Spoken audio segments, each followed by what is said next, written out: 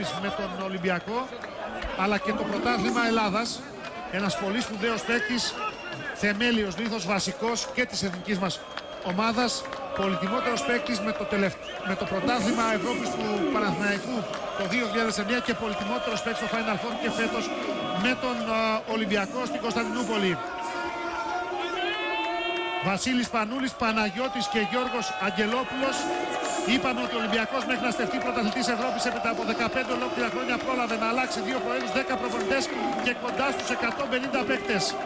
Το τρόπαιο στον ουρανό του σταδίου είναι και φιλίας. Ο Ολυμπιακός είναι πρωταθλητής Ελλάδας για το 2012.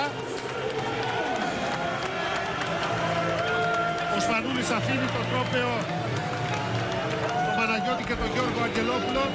Μεγάλες στιγμές για τον κόσμο του Ολυμπιακού, για μια ομάδα που στήριξε τους οπαδούς του Ολυμπιακού τα πέτρινα χρόνια του ποδοσφαίρου.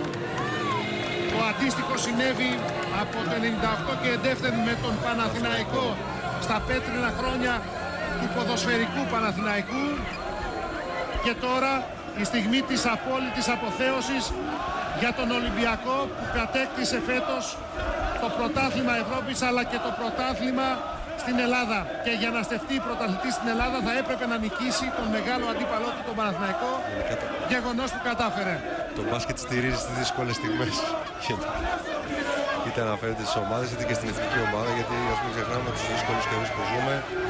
Το μπάσκετ κρατάει ψηλά στη σημαία όπως και άλλα αθλήματα και είναι πολύ σημαντικό αυτό. Το μπάσκετ που παραμένει το πιο καλό εξαγώγημο προϊόν του ελληνικού αθλητισμού, γιατί δεν είναι μόνο οι μεγάλες διακρίσεις των συλλόγων μας και των εθνικών ομάδων, είναι και οι παίκτες και οι προπονητές που αγωνίζονται σε σπουδαίους συλλόγους του εξωτερικού. Θα αποτολμήσω να δώσω το λόγο στον Κώστα Σκούλα, δεν ξέρω σε ποιο σημείο βρίσκεται. Ονειρική χρονιά για τον Ολυμπιακό. Ονειρική, τα λόγια είναι περιττά, ονειρική.